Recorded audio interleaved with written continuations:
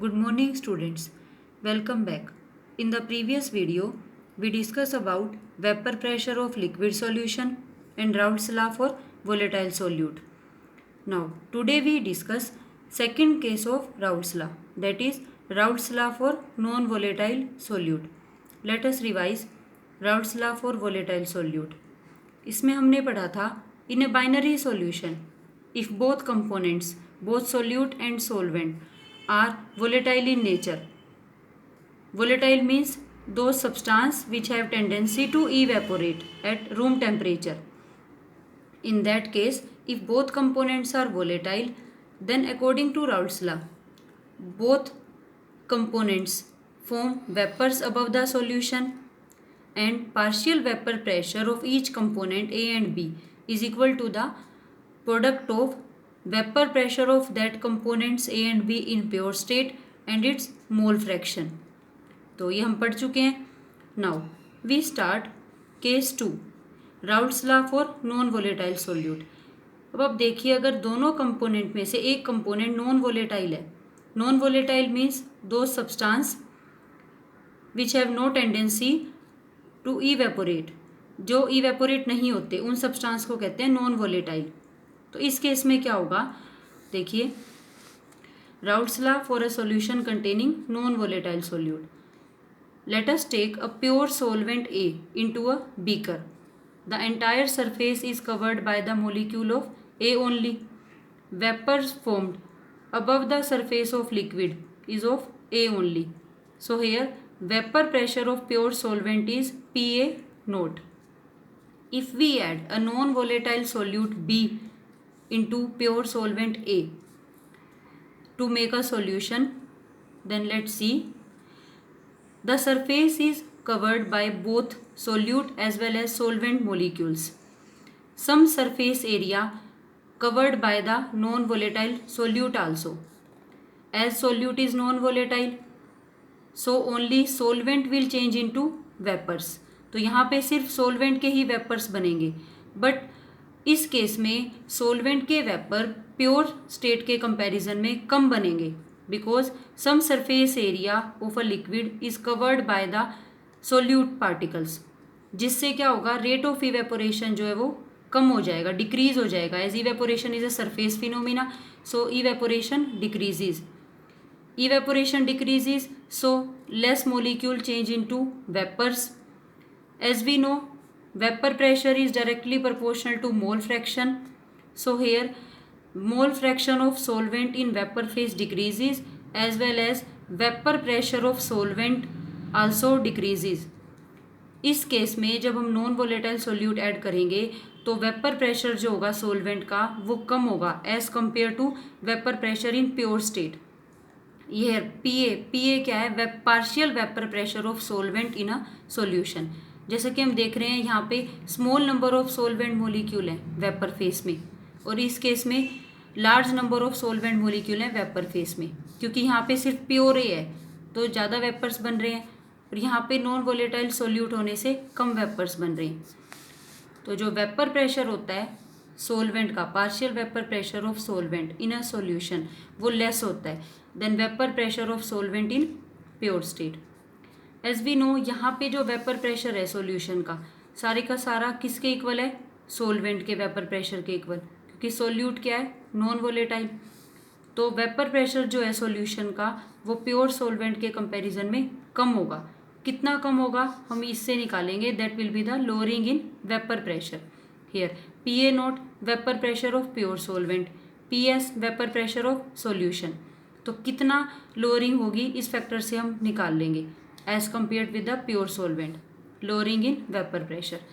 So we can say that कि vapor pressure of solution containing non-volatile solute will be always less than vapor pressure of pure solvent. Pure solvent के compare में vapor pressure जो होता है solution का वो कम होगा अगर हम non-volatile solute ऐड करें.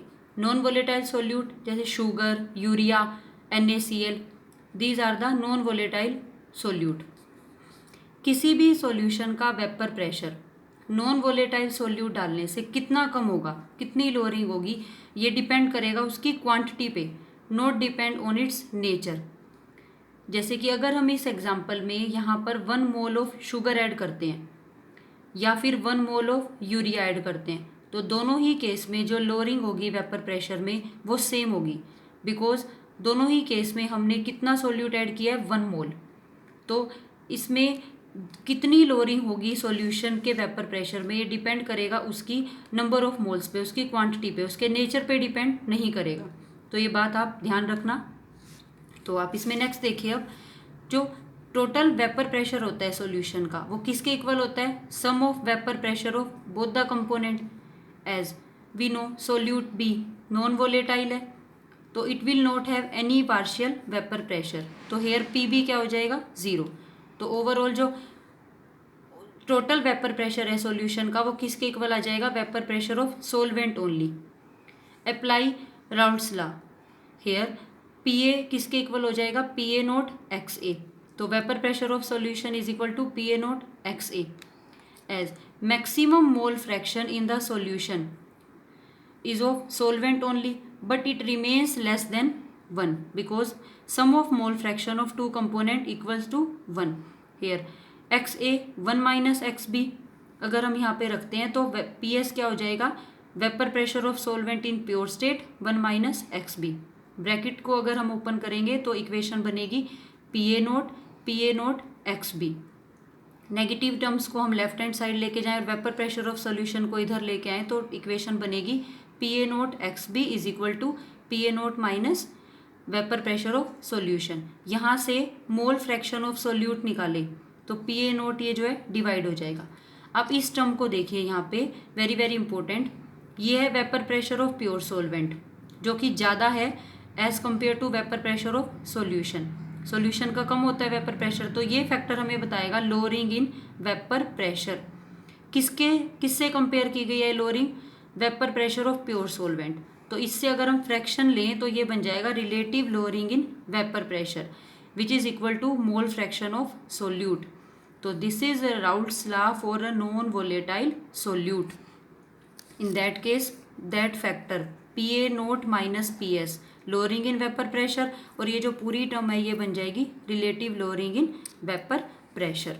तो अगर हम इसको डिफाइन करें तो देखिए, तो according to Raoult's law containing non volatile solute, relative lowering of vapour pressure, relative lowering of vapour pressure जो कि ये पूरा फैक्टर है किसके इक्वल हो जाएगा, containing a non volatile solute is equal to the mole fraction of solute in the solution. Here X B क्या है, mole fraction of solute. P A note minus P S ये है lowering in vapour pressure, divide by vapour pressure of pure solvent, ये क्या बन जाएगा पूरा factor, relative lowering in vapour pressure जो कि किसके इक्वल है, मोल फ्रैक्शन ऑफ सोल्यूट। तो this is all about Raoult's law, Raoult case 1 और केस 2। ठीक है, नाउ नेक्स्ट है Raoult's law as a special case of Henry law. इसको देखिए अब आप, according to Raoult's law as we study for any volatile component of a solution partial vapor pressure of each component is directly proportional to mole fraction of that component. Or according to Raoult's law, when we study solubility of gas in liquid, according to Raoult's law we say that partial pressure of a gas is directly proportional to mole fraction of a gas. तो दोनों ही case में vapour pressure जो है वो किसके directly proportional है, mole fraction के। Difference क्या है इन दोनों में, डिफरेंस है सिर्फ कांस्टेंट ऑफ प्रोपोर्शनैलिटी का। So here Raoult's law become a special case of Henry law. Here proportionality constant is P A naught, that is vapour pressure of a pure component, और here proportionality constant is experimental determined value that is Henry law constant. तो both become identical except constant of proportionality. तो इन दोनों में क्या similarities क्या है, देखिए both apply to volatile components, दोनों ही वोलेटाइल कंपोनेंट्स के लिए अप्लाई होते हैं, राउल्ट्स लॉ भी और Henry's law. As gases are always present in vapour phase, so both क्या कहते हैं, both states that vapour pressure of any component is directly proportional to mole fraction of that component. Clear है। Dissimilarity क्या है, दोनों laws में जो dissimilarity है वो सिर्फ कांस्टेंट ऑफ प्रोपोर्शनैलिटी की है। Here constant of proportionality P A not है और यहाँ पर जो कांस्टेंट ऑफ प्रोपोर्शनैलिटी है वो हेनरीज लॉ कांस्टेंट है। तो ये हमने यहाँ तक पढ़ा राउट्स लॉ। राउट्स लॉ के दोनों केस पढ़े, फॉर वोलेटाइल सोल्यूट और for non volatile solute. Volatile solutes के लिए या वोलेटाइल कंपोनेंट्स के लिए राउट्स लॉ ये कहता है कि जो वेपर प्रेशर होगा उसका वो इक्वल होगा product of vapour pressure in pure state और mole fraction in a solution. और नॉन वोलेटाइल सोल्यूट के लिए अगर हम पढ़ें तो relative lowering in vapour pressure becomes equal to mole fraction of solute. ठीक है।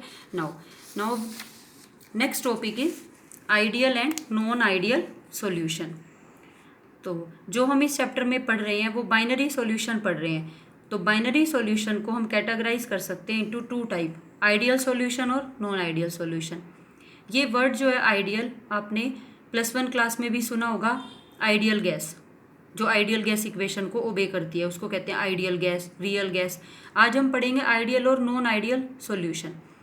तो कौन से ऐसे फैक्टर हैं जिनके बेस पे हम सॉल्यूशन को कैटेगराइज करेंगे कि सॉल्यूशन आइडियल है या नॉन आइडियल, वो डिस्कस करेंगे आज। तो फर्स्ट देखिए, अगर सॉल्यूशन आइडियल होगा तो both the components of the solution obey करेंगे राउट्स लॉ। अगर सॉल्यूशन नॉन आइडियल होगा तो जो कंपोनेंट होंगे वो राउट्स लॉ को ओबे नहीं करेंगे।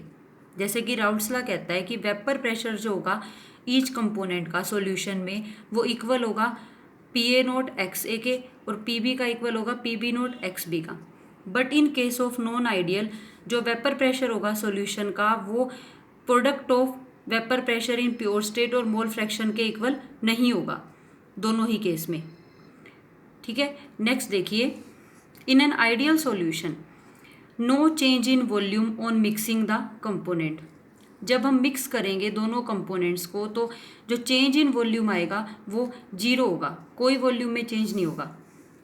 अगर हम 10 ml कंपोनेंट ए मिक्स करें 10 ml कंपोनेंट बी के साथ, अगर हम दो कंपोनेंट लें, एक ये भी 10 ml लें और ये भी 10 ml, और हम इनको मिक्स करें तो और सॉल्यूशन बनाएं और जो वॉल्यूम हो सॉल्यूशन की वो 20 ml ही हो, तो अगर हम यहाँ से डेल्टा वी निकालें, डेल्टा मतलब change, final volume minus initial volume, तो ये कितनी आएगी 0। तो in that case no change in volume on mixing the component, कोई वॉल्यूम में चेंज नहीं हुआ। डेल्टा वी जो है वो sum of volume of two component दोनों के इक्वल है। But in that case when we mix two component, if we add 10 ml of liquid A 10 ml of liquid B और फाइनल वॉल्यूम अगर यहाँ पे बढ़ जाती है, अगर फाइनल वॉल्यूम आती है सॉल्यूशन की 20.1 ml, या फिर ये भी हो सकता है कि वो कम हो सकती है 19.8 ml, तो इन दैट केस अगर हम इस केस में डेल्टा वी निकालते हैं तो ये 0.1 ml से बढ़ जाएगी वॉल्यूम, 20 ml आनी चाहिए, 10 और 10 को ऐड करें, बट यहाँ पे अगर बढ़ जाती है तो चेंज इन वॉल्यूम क्या हो गई, प्लस 0.1 ml इंक्रीज हो गई। और सेकंड केस में अगर हम देखें तो 0.2 ml डिक्रीज हो गई। तो अगर हम दो कंपोनेंट्स को मिक्स करें और चेंज इन वॉल्यूम हो, या तो चेंज इन वॉल्यूम पॉजिटिव होगी या चेंज इन वॉल्यूम नेगेटिव होगी, तो in that case solution become non ideal. इस केस में change in volume after mixing 0 होएगी और इस केस में change in volume after mixing not equal to 0, या तो वो ग्रेटर देन 0 होगी या लेस देन 0 होगी। तो यहाँ पे हम दो केस पढ़ेंगे। नेक्स्ट देखिए, अगर सॉल्यूशन आइडियल होगा तो no change in enthalpy on mixing the component, change in enthalpy on mixing become 0, no temperature change, if we mix two component then there will be no temperature change will be observed in the solution, neither the heat will be absorbed nor evolved during a dissolution process, then solution become ideal।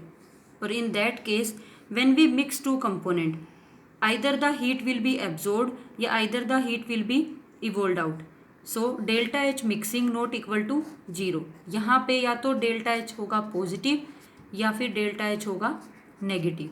अगर heat evolve हो रही है तो delta H होगा negative, it means जो process है dissolution की वो क्या होगी exothermic.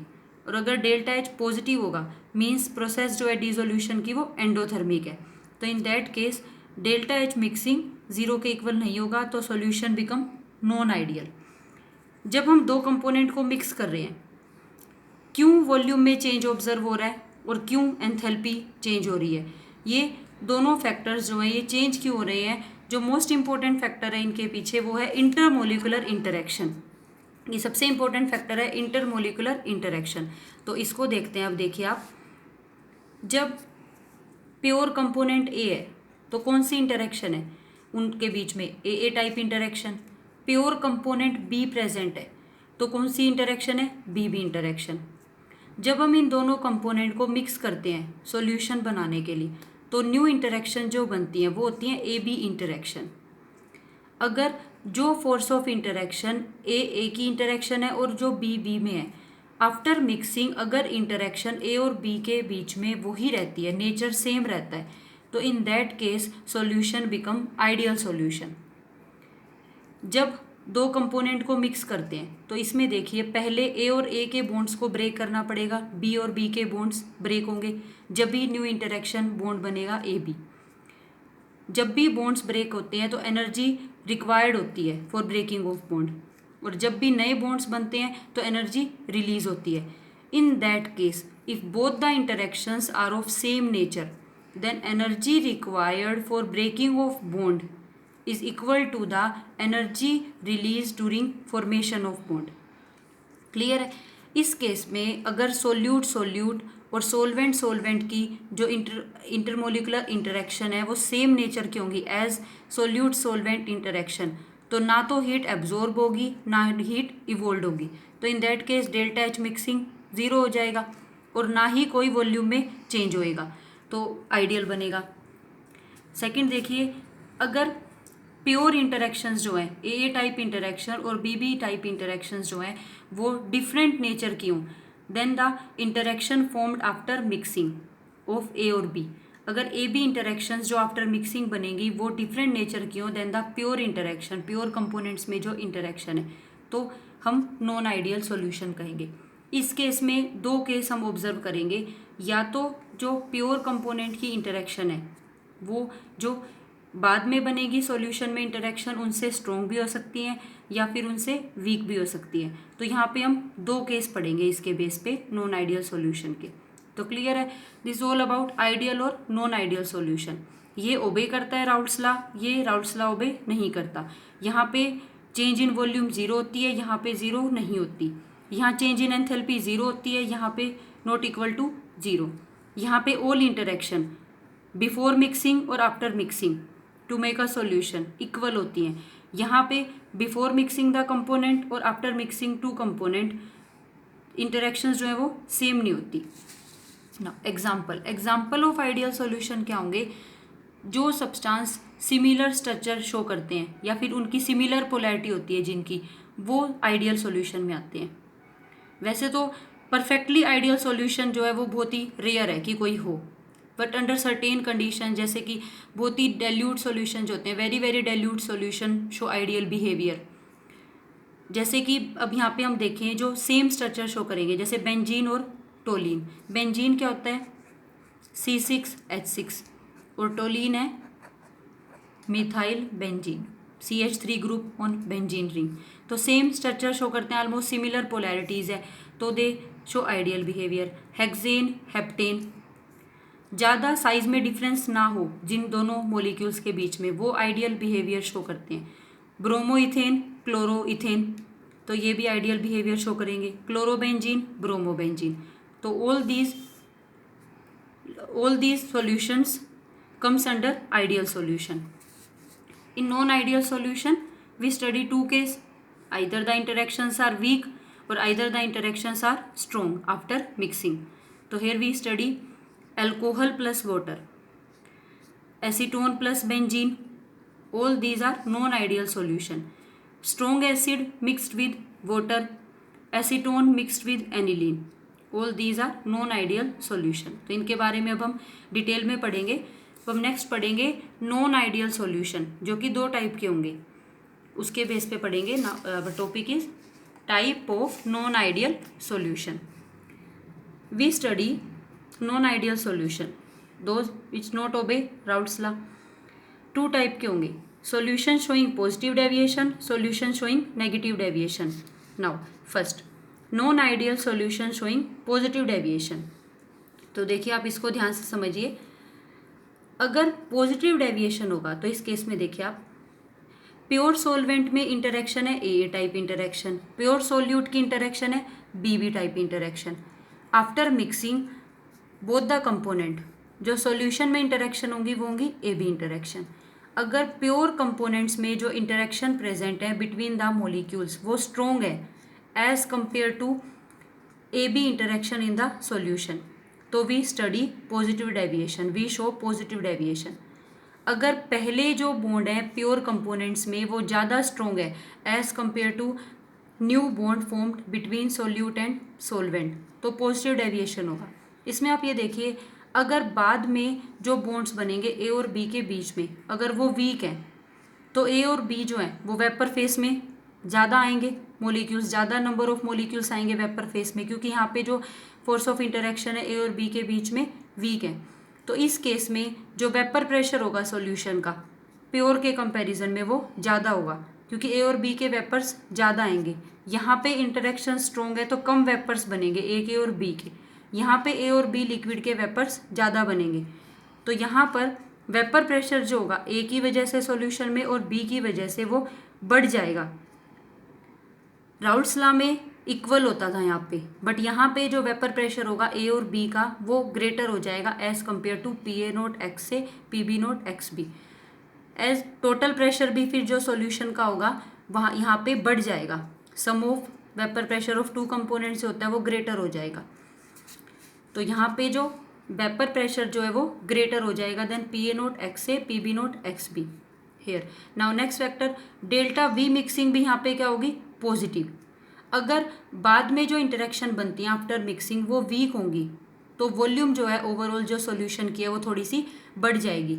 When we mix 10 ml solvent into 10 ml solute we get 20.1 ml of solution या इधर वी गेट 20.2 ml, तो थोड़ी सी वॉल्यूम बढ़ जाएगी इस केस में, तो डेल्टा वी मिक्सिंग जो होगी पॉजिटिव होगी।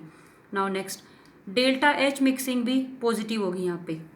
अब आप देखिए, अगर इंटरमोलिकुलर अट्रैक्शन ए और बी के बीच में वीक है और पहले इनके बीच में जो बॉन्ड है ज़्यादा स्ट्रॉन्ग है, तो एनर्जी रिक्वायर्ड जो होगी फॉर ब्रेकिंग ऑफ बॉन्ड वो ज़्यादा होगी as compare to energy release during its formation. तो यहाँ पे एनर्जी इनको तोड़ने में ज़्यादा लगेगी, तो रिएक्शन क्या होगी endothermic.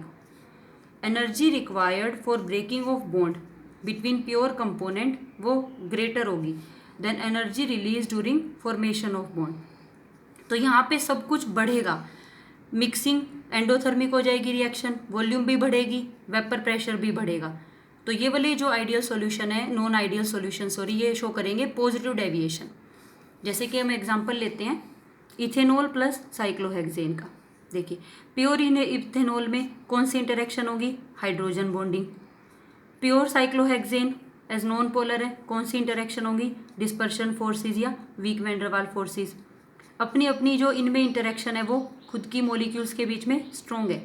But when we mix cyclohexane into ethanol, तो जो साइक्लोहेक्सेन के मॉलिक्यूल हैं वो ब्रेक करेंगे हाइड्रोजन बॉन्डिंग को इथेनॉल की, जिससे हाइड्रोजन बॉन्डिंग की स्ट्रेंथ वीक होने से इथेनॉल के मॉलिक्यूल्स ज़्यादा वेपर फेस में आएंगे। Same case is here for cyclohexane. अगर हम इथेनॉल को साइक्लोहेक्सेन में डालेंगे तो साइक्लोहेक्सेन के मॉलिक्यूल्स के बीच में इथेनॉल आएंगे, जिससे जो इनके बीच की इंटरेक्शन है वो डिक्रीज होएंगी और ये ज़्यादा आएंगे वेपर फेस में। तो जो पहले जो इनके बीच में इंटरेक्शन थी वो ज़्यादा स्ट्रॉन्ग थी, आफ्टर मिक्सिंग ये पोलर है ये नॉन पोलर है, तो इनके बीच में जो इंटरेक्शन होगी वो वीक बनेगी, जिससे इनके सॉल्यूशन में जो वेपर्स हैं इथेनॉल के और साइक्लोहेक्सेन के वो ज़्यादा बनेंगे। तो वेपर प्रेशर ज़्यादा हो जाएगा, एंडोथर्मिक हो जाएगी मिक्सिंग की प्रोसेस, और वॉल्यूम भी जो है चेंज जो मिक्सिंग है वो पॉजिटिव हो जाएगा। क्लियर है? तो ये होगा positive deviation from Raoult's law. Another example here we see ethanol plus water, ethanol plus acetone. Ethanol as we know pure ethanol में हाइड्रोजन बॉन्डिंग होगी, यहाँ पे वाटर में भी हाइड्रोजन बॉन्डिंग होगी, बट मिक्सिंग के बाद इथेनॉल और वाटर की जो हाइड्रोजन बॉन्डिंग है वो वीक होगी as compare to pure component.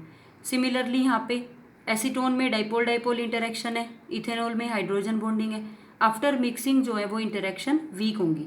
Methanol plus water, acetone plus benzene, acetone plus carbon disulphide, here carbon tetrachloride plus chloroform, carbon tetrachloride plus benzene, carbon tetrachloride plus toluene. All these form positive deviation from Raoult's law. Now, second case, non-ideal solution showing negative deviation. इसमें सारा opposite होगा, जो हमने positive deviation में पढ़ा उसका सारा opposite होगा।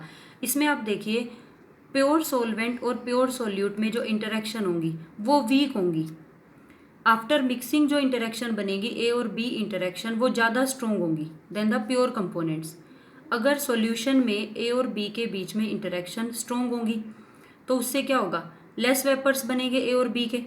लेस वेपर बनेंगे तो सॉल्यूशन में ए और बी की वजह से जो पार्शियल वेपर प्रेशर है वो कम हो जाएगा और टोटल वेपर प्रेशर भी है जो सॉल्यूशन का वो कम हो जाएगा। क्लियर है।